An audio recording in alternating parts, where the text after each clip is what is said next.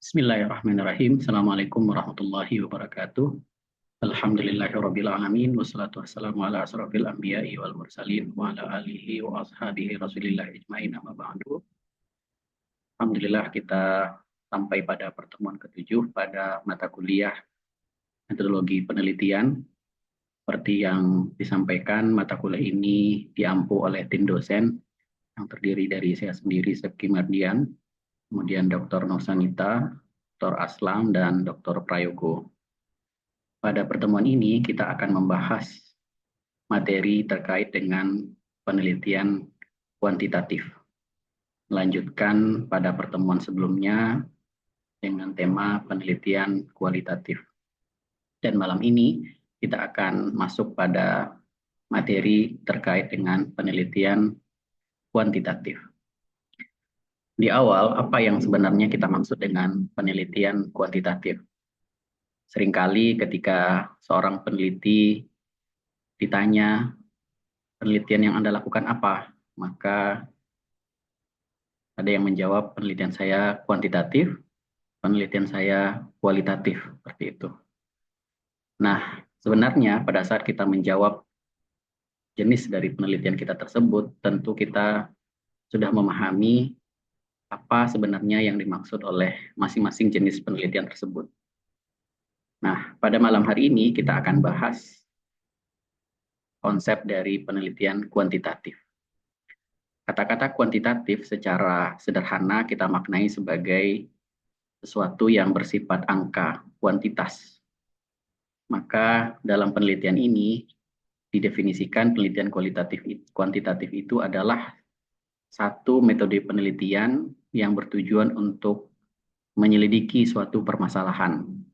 Dan ini memang menjadi karakteristik ya dari sebuah riset, bahwa riset itu harus berawal dari yang namanya riset problem atau masalah penelitian.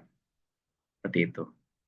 Dan kita sudah pahami bahwa sebuah masalah penelitian bisa kita peroleh melalui literatur review atas riset-riset terdahulu, atau kemudian kita berdiskusi dengan tim riset, atau kita melakukan wawancara dengan para ahli, dan segala macamnya. Dan itu sudah kita bahas dalam pertemuan-pertemuan sebelumnya. Kemudian karakteristik yang kedua dari penelitian kuantitatif ini adalah yaitu ada yang namanya pengujian sebuah teori. Ya, jadi sebuah riset kuantitatif dalam pengertian ini bertujuan untuk menguji sebuah teori. Misalnya judul penelitiannya adalah pengaruh aspek halal sertifikasi terhadap keputusan untuk membeli produk halal misalnya. Maka itu biasanya menggunakan satu teori tertentu, misalnya teori TPB, Theory of Planned Behavior.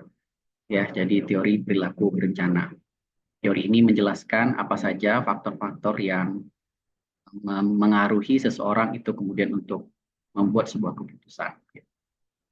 Atau misalnya riset kami yang berjudul pengaruh digitalisasi terhadap repetisi donasi. Gitu ya. Nah, kalau kami menggunakan teorinya adalah SOR ya, atau stimulus, organism, dan respon gitu ya. Intinya adalah dalam riset kuantitatif ini biasanya itu dilakukan untuk menguji satu teori tertentu. Makanya sebuah riset kuantitatif yang baik itu memang pemilihan variabelnya itu harus berdasarkan satu teori gitu ya. Tidak bisa kemudian hanya mengambil teori tanpa ada argumentasi yang ilmiah. Kemudian dalam riset kuantitatif nanti akan terdiri dari variabel-variabel gitu ya.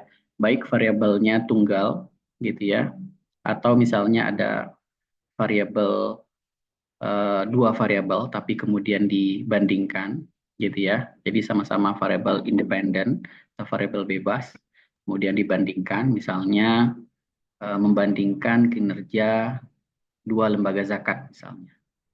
Itu variabelnya sama-sama independen yaitu kinerja. Jadi kinerja lembaga zakat A dan kinerja lembaga zakat fiqh. Ada juga kemudian pengujian teori itu berupa variabel bebas dan variabel terikat, gitu ya, atau variabel kita sebut juga sebagai variabel independen atau variabel bebas dan variabel terikat, gitu ya. Seperti itu. Sebenarnya ada penyebutan-penyebutan lain, gitu ya, seperti itu. Atau seringkali disederhanakan dengan variabel X dan variabel Y ya, walaupun sebenarnya tidak terlalu pas juga gitu ya.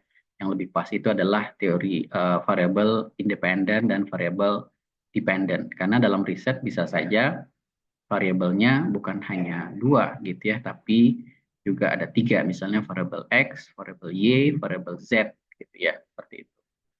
Ya, tapi memang sederhananya seringkali disebut variabel X dan variabel Y. Ya, tapi lebih tepatnya adalah variabel independen dan uh, variabel dependent. Kemudian biasanya variabel tersebut itu diukur dengan angka, gitu ya, baik menggunakan survei, gitu ya, kuesioner, gitu ya, di mana jawaban-jawaban responden itu kemudian dikuantifikasi, gitu ya. Misalnya seringkali kita mendapat link dari survei, misalnya ada satu pernyataan atau pertanyaan, kemudian pilihan jawabannya adalah sangat tidak setuju, kurang setuju, setuju dan sangat setuju sekali gitu ya. Nah, itu biasanya oleh si peneliti pilihan 5 jawaban tersebut akan dikonversi menjadi angka. Misalnya sangat tidak setuju itu dikonversi menjadi angka 1, ya, tidak setuju dengan angka 2 gitu ya, kurang setuju atau ragu-ragu dengan angka 3 dan seterusnya gitu ya.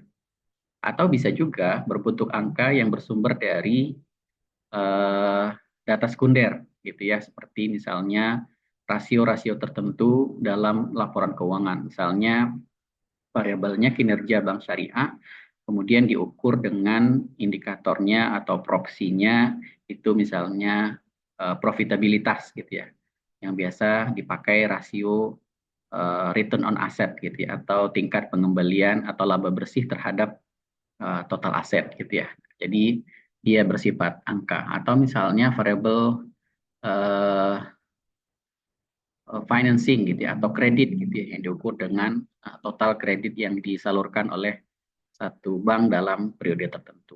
Gitu. Jadi variabel yang berbentuk angka itu bisa saja dari hasil survei gitu ya, atau kuesioner gitu ya, bisa juga berbentuk data sekunder ya.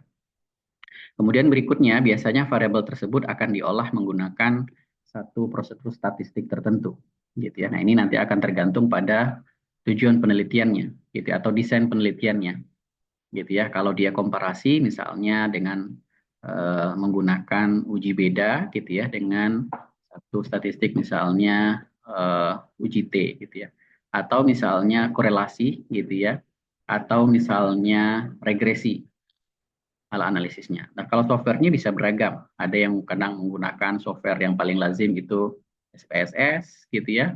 Ada juga yang menggunakan Stata gitu ya. Ada juga yang menggunakan software Evius gitu ya. Ada yang juga menggunakan yang lain gitu ya.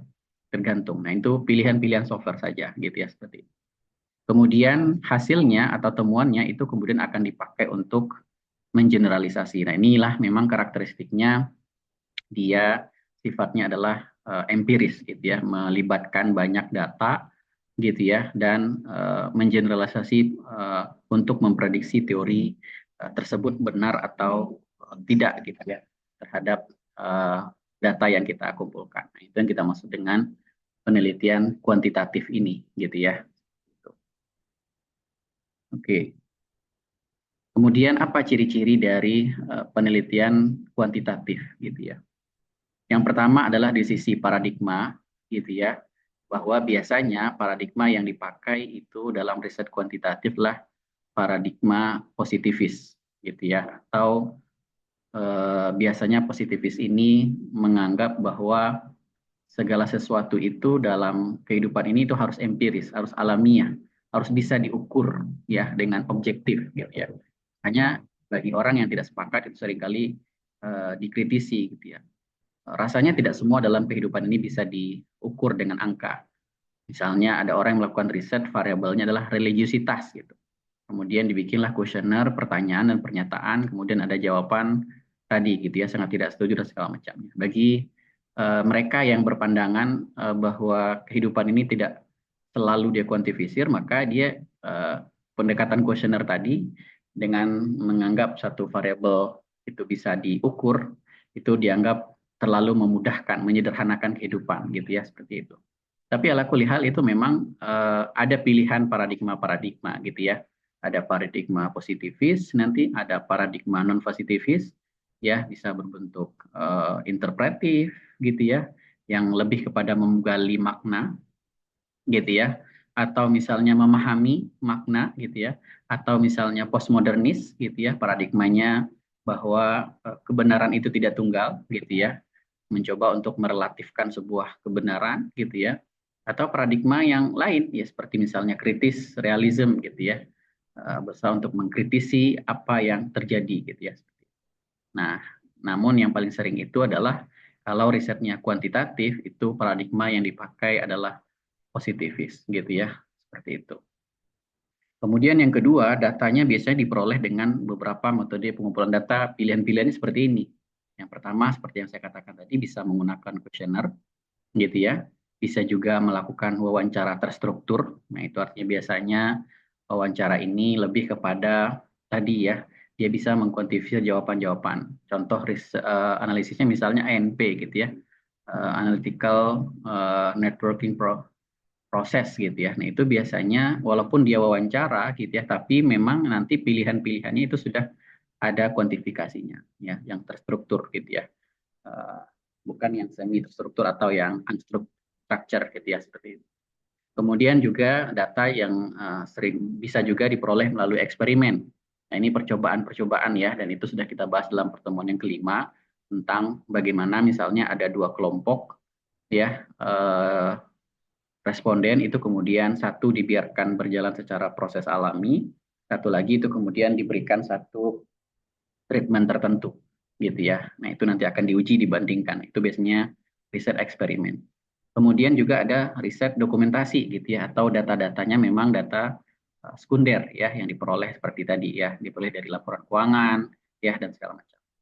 Kemudian yang ketiga adalah teknik analisisnya. Nah, itu memang seringkali data kuantitatif ini dianalisis menggunakan statistik tertentu, misalnya tadi ya uji beda, gitu ya, regresi, korelasi, gitu ya. Kemudian dan regresi itu juga macam-macam nanti, gitu ya.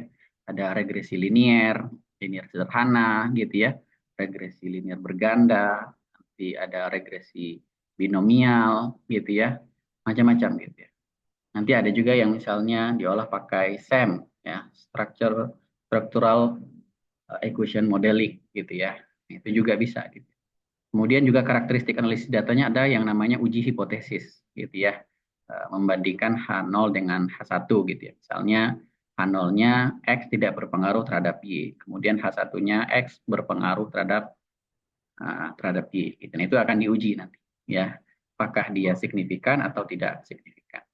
Kemudian yang berikutnya lah dia bersifat deduktif ya. Deduktif itu maknanya adalah bahwa dia menguji teori gitu ya, dari teori yang ada kemudian dipakaikan pada fenomena-fenomena yang terjadi.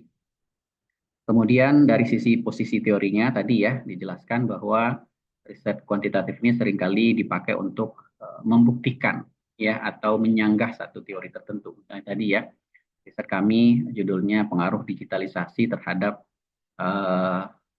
repetisi donasi gitu ya. Nah, itu menggunakan teori SOR ya, stimulus organism respon. Nah, itu kita nanti akan melihat apakah data-data dari responden kami itu sejalan dengan teori SOR ini atau tidak ya. Kemudian berikutnya temuannya atau finding dari risetnya dalam penelitian kuantitatif ini itu biasanya dipakai untuk pembuktian hipotesis tadi ya, dan kemudian dapat digeneralisasi. Nah, makanya disebut sebagai riset yang empiris gitu ya. Nah, ini ciri-ciri dari penelitian kuantitatif. Kemudian berikutnya apa bedanya? Saya kira ini banyak ya, bisa kita lihat ya, bisa dibaca. Yang pertama misalnya kalau kuantitatif itu biasanya sampelnya harus memadai. Ya, kalau dia pakai uji statistik tertentu, yang risetnya misalnya harus regresi, itu misalnya salah satu rule of thumb-nya atau konsensusnya itu adalah datanya harus lebih dari 30. Ya, jadi dia dan harus terdistribusi, ya, kenormalan data itu kemudian menjadi satu perhatian gitu ya.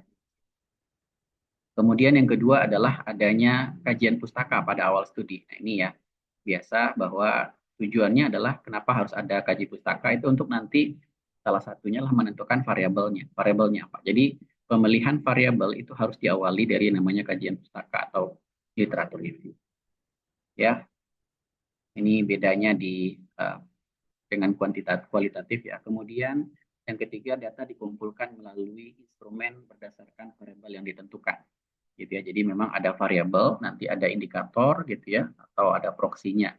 Kalau dia misalnya kuesioner itu variabel digital misalnya, itu indikatornya misalnya interaktif gitu ya, kemudian ada pengungkapan data yang memadai dan segala macam. Kalau dia menggunakan data sekunder, itu misalnya dengan proxy tertentu. Misalnya kinerja itu diukur dengan return on asset misalnya, atau profitabilitas. Kemudian kontrol objektif atas bias replikasi dan variabelnya. Artinya karena dia sifatnya tadi menguji teori, maka memang riset seperti ini sangat bisa kemudian direplikasi. Ya, seperti riset kami tadi, riset digital terhadap pengaruh digital terhadap repetisi donasi itu bukan penelitian pertama gitu ya, sudah banyak penelitian-penelitian sebelumnya. Nah, tinggal kita sebagai peneliti yang terbaru itu bisa menunjukkan nilai kebaruan riset kita. Kemudian deduktif tadi ya, yang tujuannya untuk menguji teori, kemudian sama, kemudian keputusan atau temuan atau kesimpulan itu diambil berdasarkan orientasi output datanya, gitu ya. Kemudian interpretasi data itu berdasarkan data-data numerik tadi ya, karena dia bersifat angka. Kemudian realitas dan validitas itu kemudian diketahui, artinya konsistensi data, gitu, karena masih diuji dulu, gitu ya, seperti itu. Kemudian ada ini ya, pengujian hipotesis tadi ada H0, HA atau H1. Kemudian datanya numerik gitu ya. Dan macam-macam. Nah, ini beda antara penelitian kualitatif dengan penelitian kuantitatif ya. Oke. Berikutnya adalah dalam konteks kemudian kita memahami seperti apa posisi dari riset kuantitatif dengan kualitatif, maka akan lebih mudah itu kemudian kita melihatnya dalam konteks strategi riset. Nah, ini berdasarkan kalau kita lihat gambar di sebelah kanan bawah ini, nah ini yang disebut oleh Saunders dalam bukunya itu sebagai research union gitu ya, atau lapisan bawang dari riset gitu ya. Jadi kalau kita bicara tentang kualitatif dan kuantitatif itu sebenarnya kita sedang berbicara tentang metodologi gitu ya, seperti itu. Metodenya apa gitu ya, seperti itu, pilihan metodenya apa gitu ya. Nah, kemudian dari metode kualitatif atau kuantitatif ini itu ada strategi yang bisa dilakukan. Nah, pilihan-pilihannya apa gitu ya. Misalnya kalau yang berwarna orange ini gitu ya, itu penelitian kuantitatif itu eksperimen dan survei. Nah, itu mesti dia adalah penelitiannya kuantitatif gitu ya. Tapi kalau archival, documentary research dan case study itu bisa kuantitatif, bisa juga kualitatif ya. Kemudian yang berwarna hijau, kotak yang berwarna hijau itu riset, itu strateginya adalah dengan metodenya adalah kualitatif gitu ya. Jadi kalau kita berbicara nanti penelitian kuantitatif, maka bisa eksperimen, bisa juga survei, bisa juga nanti archival dan documentary research, bisa juga case study gitu ya. Nah, ini menurut Saunders ya, berdasarkan strategi ini gitu. Kemudian berikutnya adalah, nah, berdasarkan dari tujuan riset, maka desain riset itu bisa kita bagi empat. Nah, ini nanti untuk memahami seperti apa dan di mana posisi dari penelitian kuantitatif itu gitu ya. Maka coba kita pahami dulu seperti apa desain riset gitu ya. Nah, menurut Saunders gitu ya, desain riset berdasarkan tujuan risetnya itu, penelitian itu bisa dibagi empat gitu ya. Yang pertama itu adalah namanya riset eksploratory ya, atau eksplorasi gitu. Nah, apa ketentuannya? Yang pertama biasanya riset seperti ini itu dipakai untuk mengungkapkan apa yang terjadi dan mendapatkan insight ya atau pandangan atas satu topik ya dengan menggunakan pertanyaan terbuka gitu ya. Jadi ini memang riset ini lebih kepada riset awalan biasanya ya untuk menggali sebuah isu yang baru gitu ya terjadi gitu ya. Misalnya ada satu isu yang baru gitu ya, itu kemudian bisa digali terlebih dahulu karena memang riset sebelumnya masih terbatas gitu ya. Nah, kemudian yang kedua adalah menanyakan satu isu dan biasanya menggunakan kata tanya apa dan bagaimana gitu ya. Apa yang Anda pahami, bagaimana kemudian dia bisa berjalan ya dan segala macam. Kemudian pilihan-pilihan dari metode pengumpulan data dari riset exploratory study ini adalah bisa menggunakan studi literatur ya, ini kajian literatur gitu ya. Bisa juga menggunakan interview kepada ahli gitu ya. Itu juga salah satu misalnya ANP. Kemudian berikutnya bisa interview mendalam ya atau FGD gitu ya. Seperti itu. Nah, biasanya riset exploratory study gitu ya, ini dipakai untuk riset-riset kualitatif.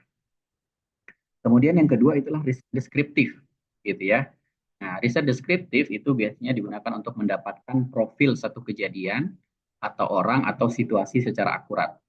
Pertanyaan yang sering dipakai untuk si peneliti kalau pendekatannya risetnya adalah deskriptif atau desain risetnya adalah deskriptif, maka biasanya pertanyaannya 5W gitu ya. Apa, bagaimana, siapa, kapan, ya kenapa, mengapa dan segala macam.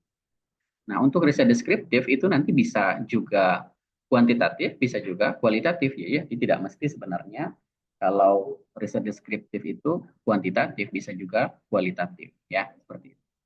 Kemudian yang ketiga itu adalah evaluative research gitu ya.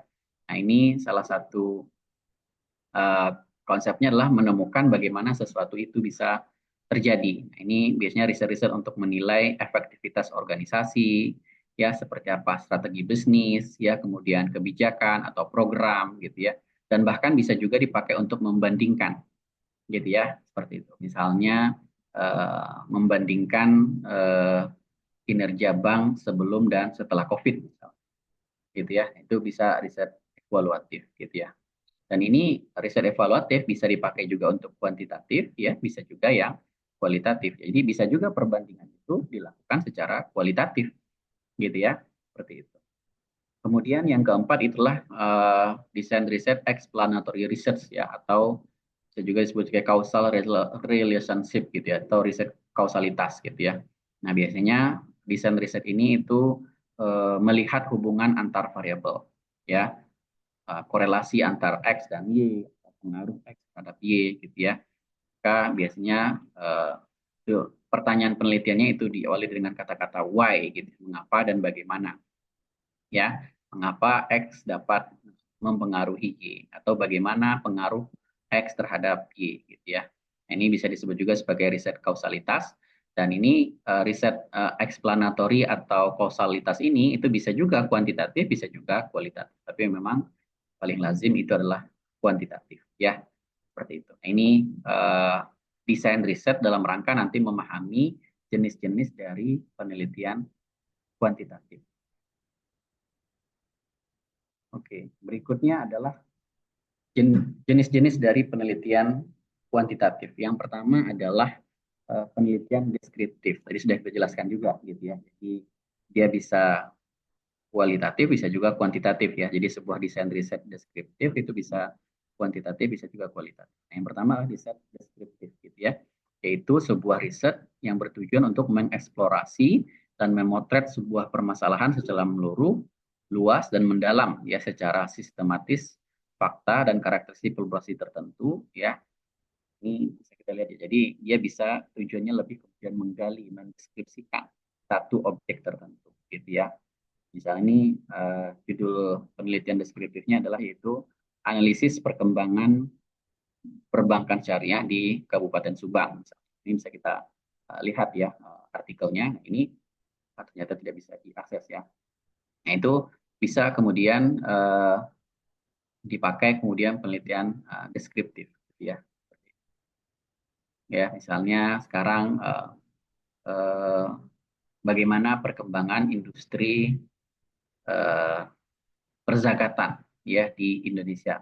Itu bisa pakai riset deskriptif.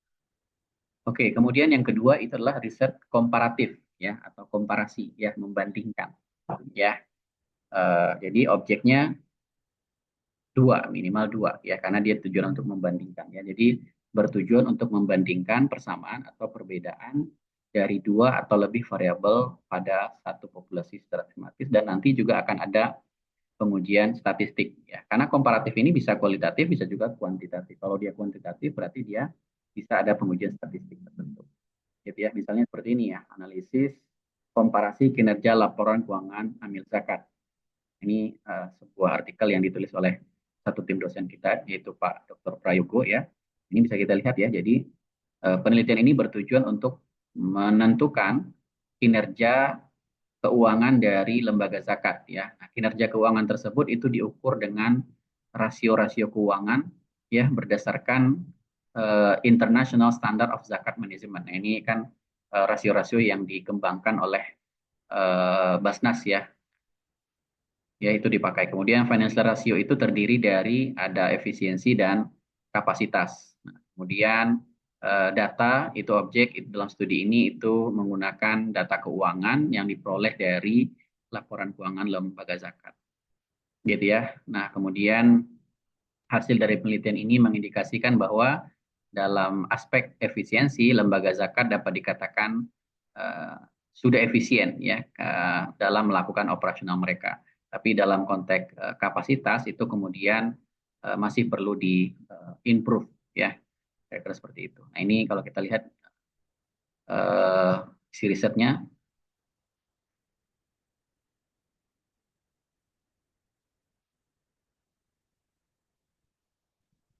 Oke, ini judulnya ya, komparasi kinerja lembaga amil zakat gitu ya.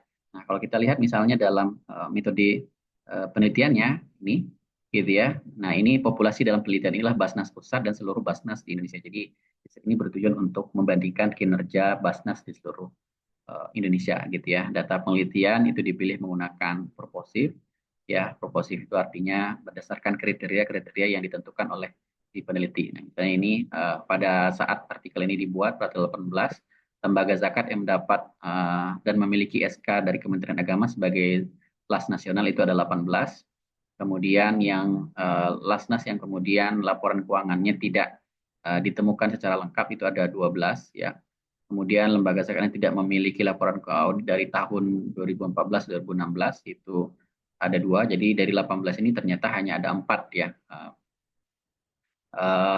lembaga zakat yang saat itu sudah memiliki laporan keuangan dan laporan keuangannya bisa diakses gitu ya.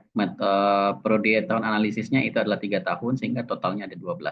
Nah, kemudian indikator yang dipakai untuk mengukur variabelnya itu ada berapa ini? Ada untuk yang variabel efisiensi itu ada 4, untuk variabel kapasitas itu ada 3 gitu ya. Nanti diukur laporan data dalam laporan keuangan. Ini akan dibuat komparasinya ya, perbandingannya antar di sini ternyata ada Basnas, ada Yatim Mandiri, Yatim Rahman dan Rumah Sakit ya. Nah, ini data lama ya. Ini contoh dari riset tadi komparatif.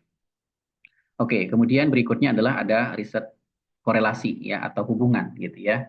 Nah, ini sebelum itu coba kita lihat dulu ya. Jadi tadi ada 4 jenis desain riset ya, dan yang keempat di kanan bawah itu ada yang namanya riset explanatory ya atau kausalitas. Sederhananya misalnya desain riset untuk melihat Y hubungan Y X terhadap Y. Nah, ini ada dua ya, apakah datanya terdistribusi normal atau tidak gitu ya. Jika tidak, ini harusnya ada kata-kata tidak ya. Jika tidak, maka itu bisa menggunakan penelitian korelasi. Tapi jika terdistribusi normal, itu bisa menggunakan inferensial ya. Nah, biasanya yang terdata bisa normal itu salah satunya ya, itu biasanya datanya sedikit. Kalau datanya sedikit, misalnya kurang dari 30, itu biasanya seringkali data tidak normal sehingga dia menggunakan korelasi. Tapi kalau misalnya datanya banyak dan terdistribusi normal, maka kita nanti menggunakan penelitian inferensial. Nah, apa yang dimaksud dengan jadi korelasi ini merupakan salah satu bagian atau bagian ya dari riset kausalitas ya. Itu metode yang bertujuan untuk menyelidiki hubungan antar dua variabel atau lebih ya pada satu populasi dengan secara sistematis dan ada pengujian statistiknya. Nah, ini misalnya judul dari Penelitiannya adalah korelasi merger 3 bank syariah ya dan kesadaran masyarakat terhadap produk perbankan syariah. Ya, mesti kita lihat ya risetnya gitu ya. Ini menggunakan korelasi ya. Ini Sinta 5 ya. Kita lihat ya. Ya, ya korelasi karena dia kemudian membandingkan ya nanti variabel tadi gitu ya dengan beberapa bank syariah. Ya, menghubungkan, mencari hubungan ya antara merger terhadap kesadaran masyarakat terhadap ya produk perbankan syariah ya seperti itu. Jadi bisa dilihat ya. Oke, kemudian berikutnya adalah ada penelitian inferensial ya tadi ya, dia merupakan bagian dari riset kausalitas jika datanya terdistribusi normal gitu atau datanya banyak. Ini metode yang bertujuan untuk menyelidiki pengaruh ya variabel satu variabel terhadap variabel lain gitu ya, dan itu juga ada pengujian statistik ya. Contoh risetnya ini pengaruh literasi ekonomi syariah terhadap minat mahasiswa menabung ya. Ini variabel X-nya berarti literasi ekonomi syariah, kemudian variabel Y-nya adalah minat mahasiswa menabung. Ini biasanya datanya dikumpulkan menggunakan kuesioner ya, seperti itu. Dan itu ada alat uji statistik. Biasanya ini menggunakan SEM biasanya. Kalau kita lihat ya. Nah ini ya bisa SEM, bisa naikkan dia menggunakan kuesioner sebagai kemudian analisisnya ternyata dia menggunakan simple linear regression ya atau regresi linear sederhana ya karena variabel X-nya satu, variabel Y-nya juga satu ya kira-kira seperti itu. Itu penelitian inferensial gitu ya. Nanti kita di slide terakhir juga ada contoh dari riset kami ya. Kemudian yang berikutnya adalah riset kausalitas komparatif ya. Jadi ini dua ya. Setelah dia cari pengaruh-pengaruhnya, kemudian juga dicari perbandingannya gitu ya. Jadi perbandingan kualitas layanan antara bank syariah dengan bank konvensional ditinjau dari kepuasan nasabah ya. Jadi dia mencari pengaruh kualitas layanan terhadap kepuasan nasabah di bank syariah, kemudian kualitas layanan terhadap kepuasan nasabah di bank konvensional. Nanti kemudian setelah diuji pengaruhnya, kemudian akan dibandingkan juga gitu ya. Jadi biasanya ini disebut ya, kalau dalam ini disebut juga sebagai riset kausalitas komparatif. Jadi ini lebih kepada pengembangan aja gitu ya. Seperti itu. Nah, ini bisa kita baca juga ya artikelnya. Di sini ya ini ada 2 bank syariah dan 2 bank konvensional ya. Kemudian tekniknya lah yaitu membandingkan kualitas jasa antara bank syariah dengan bank konvensional. Nah, nanti akan dilihat seperti apa pengaruh dan kemudian seperti apa perbandingan antara bank syariah dengan bank konvensional. Oke, kemudian berikutnya adalah penelitian eksperimen dan ini sebenarnya sudah kita bahas dalam pertemuan kelima ya. Intinya adalah ini juga merupakan salah satu bentuk dari penelitian kuantitatif gitu ya, di mana nanti akan menguji juga pengaruh X terhadap Y gitu ya, tapi dari 2 kelompok ya. Nah, ini contoh sudah kita lihatkan kemarin ya pada pertemuan yang kelima gitu ya. Jadi bagaimana urutan informasi dari kelompok yang pertama dengan jadi ada risetnya dilakukan terhadap 2 kelompok ya. Satu kelompok itu informasi deposito syariah itu dimulai dari berita baiknya dulu, baru diceritakan berita buruknya atau risiko-risikonya apa. Kemudian kalau kelompok yang kedua itu diceritakan manfaatnya apa, risiko-risikonya dulu, kemudian baru hal yang baiknya. Nah, ternyata hasilnya adalah urutan informasi itu ternyata mempengaruhi seseorang untuk berinvestasi. Karena yang paling diingat oleh orang itu ternyata adalah informasi terakhir. Gitu ya. Jadi orang yang kelompok informasi terakhirnya adalah risiko, maka cenderung dia tidak jadi membuat deposito. Tapi kalau kelompok yang informasi terakhirnya diterima adalah apa ya nilai-nilai bagus ya dari deposito gitu ya, misalnya returnnya yang keamanannya dijamin oleh LPS dan segala macam, maka dia tertarik untuk membuat deposito. Nah, ini riset eksperimen ya, sudah kita jelaskan juga pada pertemuan kelima.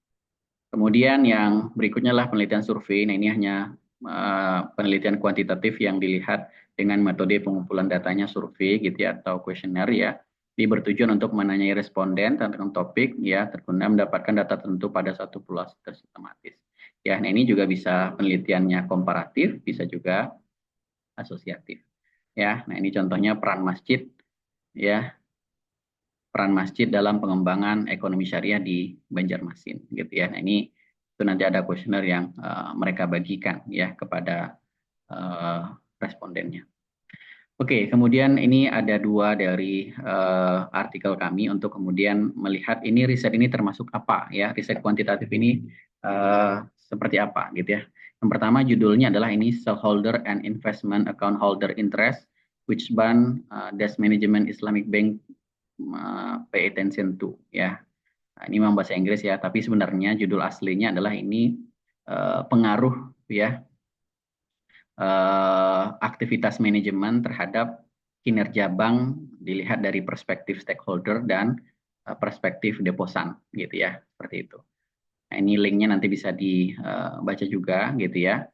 Ya, nah ini tujuan dari penelitiannya sebenarnya adalah untuk menguji pengaruh ya implementasi tata kelola ya terhadap kinerja bank syariah dari perspektif pemegang saham dan perspektif deposan gitu. Jadi ini dua ya kira-kira seperti itu. Kemudian paradigma yang dipakai itulah paradigma positivis ya tadi ya karena dia empiris gitu ya melibatkan banyak data gitu ya. Kemudian pendekatannya adalah deduktif karena dia tadi ditujukan untuk menguji teori. Nah ini kalau nggak salah teorinya adalah teori agensi ya yang dipakai gitu ya. Kemudian metodenya adalah ini metodenya kuantitatif karena data-data yang dipakai itulah data berbentuk angka ya yang diambil dari laporan keuangan bank-bank syariah.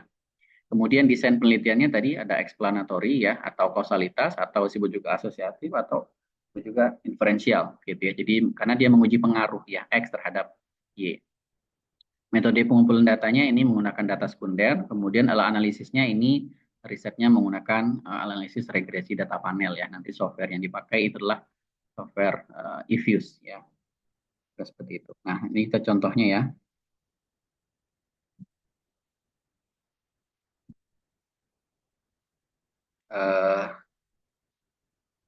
Risetnya yang ini ya. Jadi ini dia ya riset kami pada tahun 2023 ya. Ini tentang tadi ya pengaruh GCG terhadap kinerja bank syariah. Ya, kalau kita lihat dalam teorinya gitu ya dari metodenya gitu ya. Jadi data ini menggunakan data sekunder ya dari 14 bank umum syariah ya dan diperoleh datanya sebanyak 135 sampel ya. Kemudian variabelnya gitu ya, variabel dependennya atau variabel terikatnya itu adalah ada dua yaitu ROA kemudian juga RIOH gitu ya. Kalau ROA itulah kinerja bank dalam perspektif pemegang saham, sedangkan ROIH itu adalah kinerja bank dalam perspektif deposan ya atau dana pihak ketiga.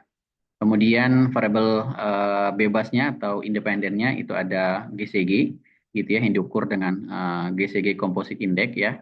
Ini data ini bisa diambil dalam laporan GCG setiap bank syariah gitu ya dan itu ada hierarkinya berdasarkan surat edaran BI ya.